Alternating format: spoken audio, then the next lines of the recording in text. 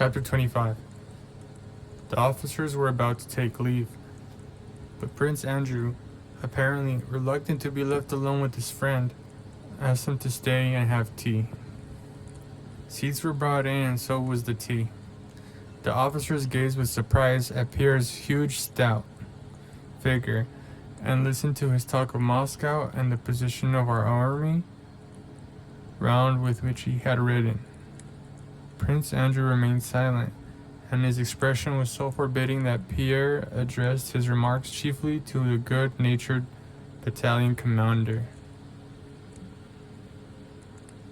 "So you understand the whole position of our troops?" Prince Andrew interrupted him. "Yes, that is, how do you mean?" said Pierre. "Not being a military man, I can't say I have understood it fully, but I understand the general position." "Well then, you know more than anyone else, be it who it may," said Prince Andrew. "Oh," said Pierre, looking over his spectacles in perplexity at Prince Andrew.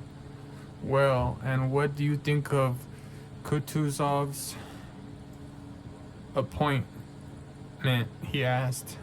"I was very glad of his appointment, that is all I know," replied Prince Andrew. "And tell me your opinion of Barclay de Tolly. In Moscow they are saying heaven knows what about him. What do you think of him?" "Ask them," replied Prince Andrew, indicating the officers. Pierre looked at Timokhin with the condescending, interrogative smile with which everybody involuntarily addressed that officer. "We see light again, since his sincerity has been appointed, your excellency," said Timokhin timidly, and continually turning to glance at his colonel. "Why so?" asked Pierre. "Well, to mention only firewood and fodder, let me inform you. Why, when we were retreating from Sivensani, we dare not touch a stick or a wisp of hay or anything. You see, we are going away, so he would get it all. Wasn't it so, your excellency?" And again Timokhin turned to the prince. "But we daren't. In our regiment, 2 officers were court-martialed for that kind of thing. But when his sincerity took command, everything became straightforward. Now we see light. Then why was it forbidden?" Timokhin looked about in confusion, not knowing what or how to answer such a question. Pierre put the same question to Prince Andrew. "Why, so as to not lay waste the country we were abandoning to the enemy," said Prince Andrew with venomous irony. "It is very sound. One can't permit the land to be pillaged and accustom the troops to marauding. As Solomsk too he judged correctly.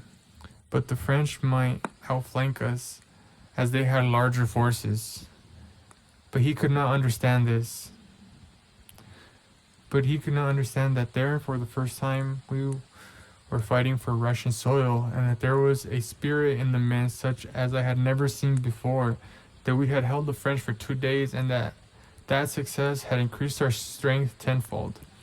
He ordered us to retreat, and all our efforts and losses went for nothing. He had no thought of betraying us. He tried to do the best he could.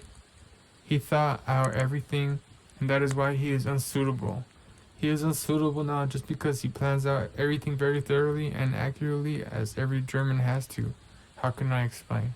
Well, say your father has a German valet, and he is a splendid valet and satisfies your father's requirements better than you could.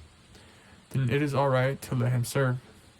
But if your father is mortally sick, you'll send the valet away and attend to your father with your own unpracticed, awkward hands, and will soothe him better than a skilled man who is a stranger could. So it has been with Barclay Barclay, while Russia was well, a foreigner could serve her and be a splendid minister. But as soon as she is in danger, she needs one of her own kin. But in your club, they have been making him out a traitor. They slander him as a traitor, and the only result will be that afterwards, ashamed of their false accusations, they will make him out a hero or genius instead of a traitor. That will be still more unjust. He, as an honest and very punctilious German. And they say he is a skillful commander, rejoined Pierre. I don't understand what is meant by a skillful commander, replied Prince Andrew ironically. A skillful commander, replied Pierre. Why, one who foresees all contingencies and foresees the adversary's intentions. But that's impossible, said Prince Andrew, as if it were a matter settled long ago. Pierre looked at him in surprise. And yet they say that war is like a game of chess, he remarked. Yes, replied Prince Andrew, but with this little difference, that in chess you may think over each move as long as you please, and are not limited for time. And with this difference too, that a knight is always stronger than a pawn, and two pawns are always stronger than one. Well, in war, a battalion is sometimes stronger than a division, and sometimes weaker than a company.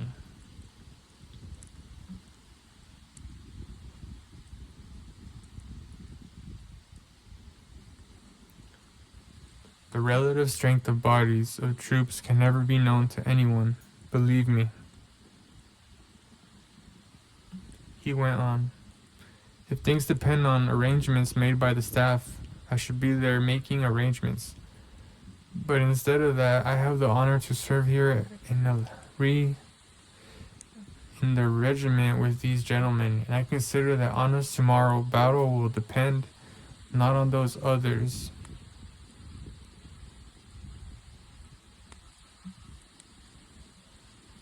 Success never depends and will never depend on position or equipment or even on numbers, and least of all, on position. But on what then? On the feeling that is in me and in him. He pointed to Timokhin, and in each soldier.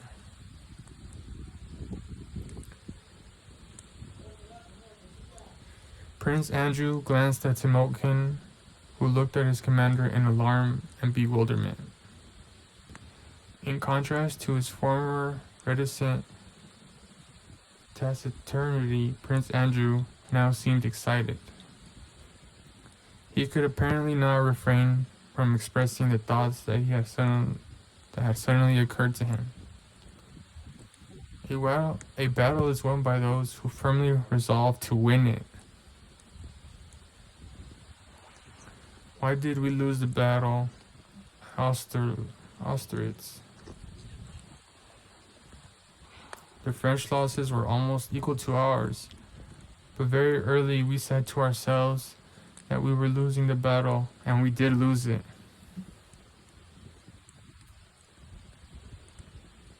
And we said so because we had nothing to fight for there.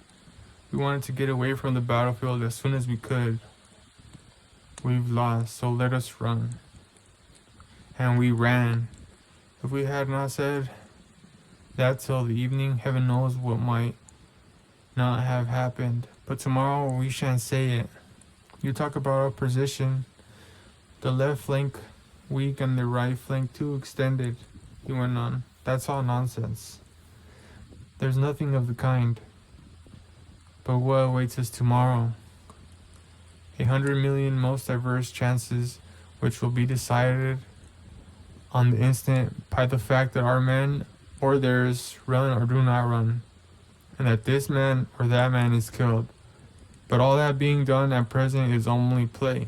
The fact is that those men with whom you have ridden around the position not only do not help matters but hinder. They are only concerned with the their own petty interests.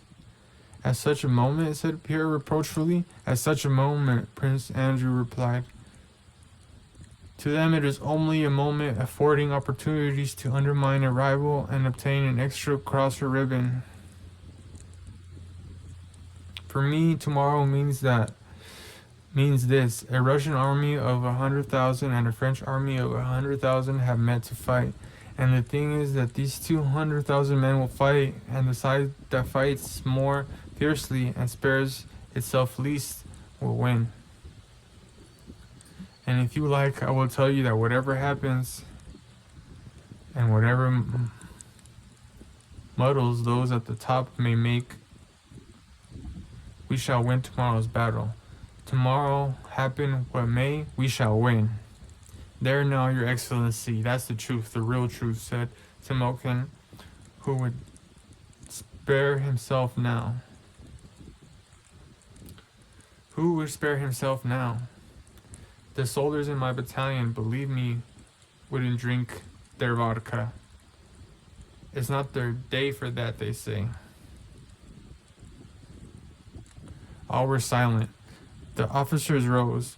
Prince Andrew went out of the shed with him, giving final orders to the adjutant. After they had gone, Pierre approached Prince Andrew and was about to start a conversation when they heard the clatter of 3 horses.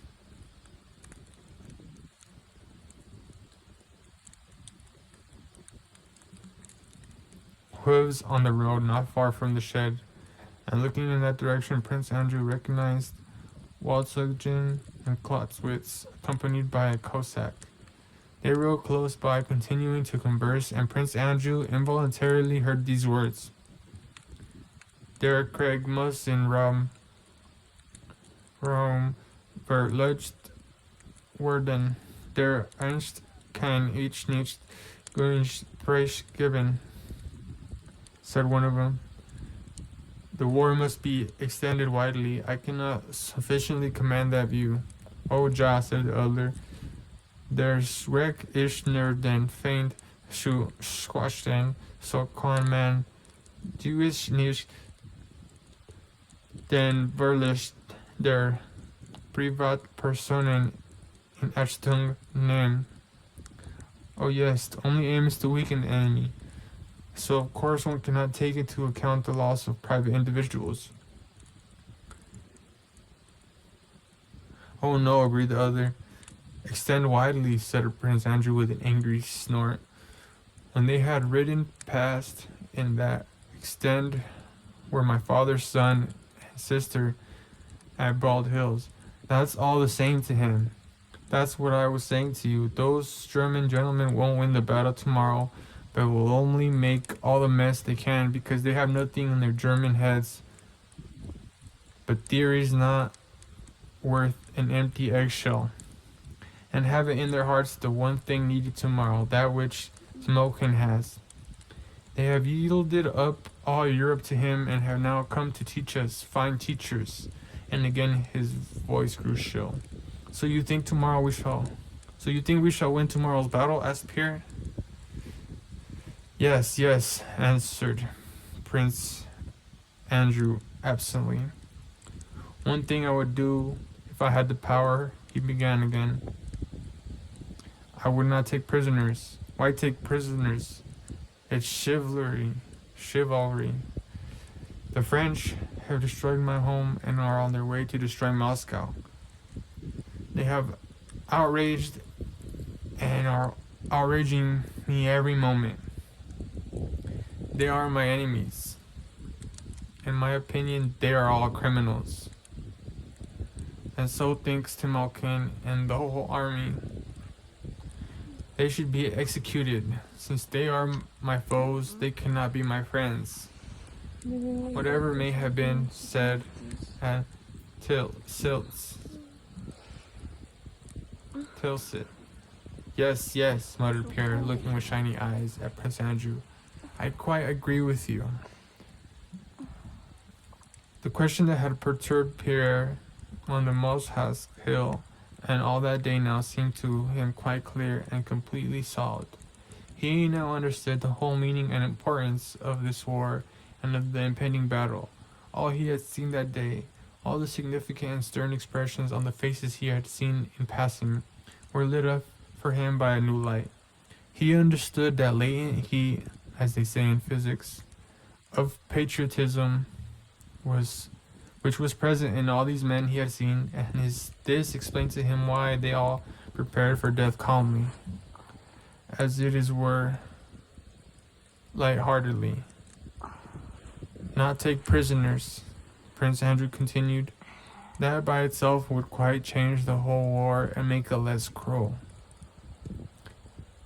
As it is, we have played at war. That's what's vile. We play at magnanimity and all that stuff. Such magnanimity and sensibility are like the magnanimity and sensibility of a lady who faints when she sees a calf being killed.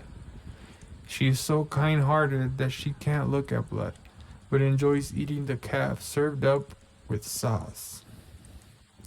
They talk to us of the rules of war, of chivalry, of flags, of truce, of mercy to the unfortunate, and so on. It's all rubbish.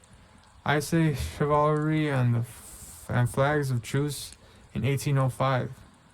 I saw chivalry and flags of truce in 1805. They humbugged us and we humbugged them. They plunder others people's houses, issue false paper money, and worst of all, they kill my children and my father and then talk of rules of war and magnanimity to foes. Take no prisoners, but kill and be killed. He who has come to this as I have through the same sufferings. Prince Andrew, who had thought it was all the same to him whether or not Moscow was taken, as Solomsk had been, was suddenly checked in his speech by an unexpected cramp in his throat.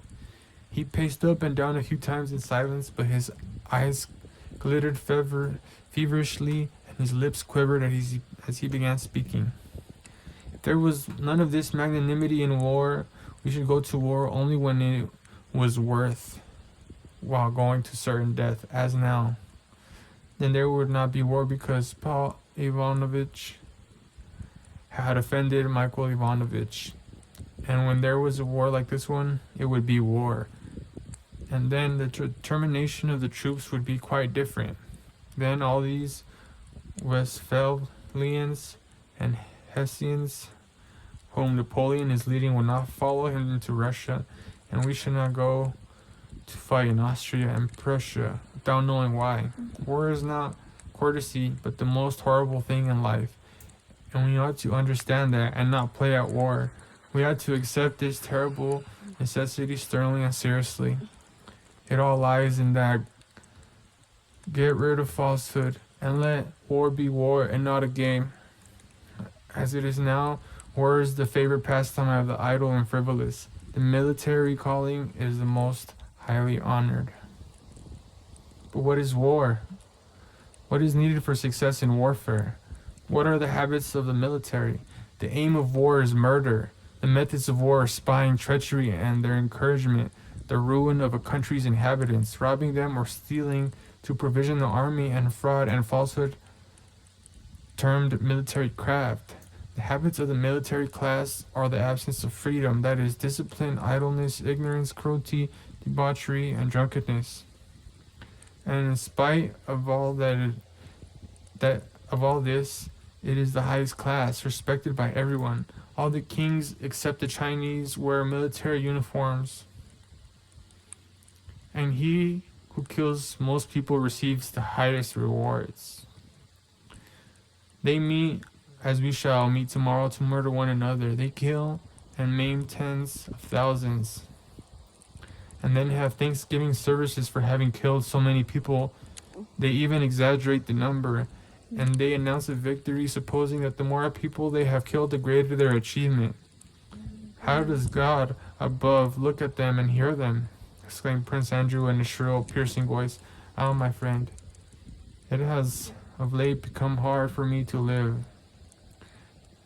I see that I have begun to understand too much, and it doesn't do for man to taste of the tree of knowledge of good and evil. Ah, well, it's not for long, he added. However, you are sleepy, and it is time for me to sleep. Go back to Korjik, said Prince Andrew suddenly. Oh no, Pierre replied, looking at Prince Andrew with fiery, compassionate eyes. Go, go. Before a battle, one must have one's sleep out, repeated Prince Andrew. He came quickly up to Pierre and embraced and kissed him. Goodbye, be off, he shouted. Whether we meet again or not, turning away hurriedly, he entered the shed. It was dark, and Pierre could not make out whether the expression of Prince Andrew's face was angry or tender. For some time he stood in silence, considering whether he should follow or go away. No, he does not want it, Pierre concluded. And I know that this is our last meeting. He sighed deeply and rode back to Korjik. On re-entering the shed, Prince Andrew lay down on a rug, but he could not sleep. He closed his eyes. One picture succeeded another in his imagination. On one of them he dwelt long and joyfully. He vividly recalled an evening in Petersburg. Natasha, with animated and excited face, was telling him how she had gone to look for mushrooms the previous summer and had lost her way in the big forest. She incoherently described the depths of the forest, her feelings, and a talk with the beekeeper. She met, and constantly interrupted her story to say, "No, I can't. I'm not telling you right. No, you don't understand." Though he encouraged her by saying that he did understand, and he really had understood all she wanted to say. But Natasha was not satisfied with her own words. She felt that they did not convey the passionately poetic feelings she had experienced that day and wished to convey. He was such a delightful old man, and it was so dark in the forest, and he had such kind. No, I can't describe it, she said, flushed and excited. Prince Andrew smiled, now the same happy smile as then when he had looked into her eyes. I understood her, he thought. I not only understood her, but it was just that inner spiritual force, that sincerity, that frankness of soul, that very soul of hers which seemed to be fettered by her body. It was that soul I loved in her. Loved so strongly and happily. And suddenly, he remembered how his love had ended. He did not need anything of that kind. He neither saw nor understood anything of the sort. He only saw in her a pretty and fresh young girl with whom he did not deign to unite his fate. And he is still alive and gay. Prince Andrew jumped up as if someone had burned him, and again began pacing up and down in front of the shed.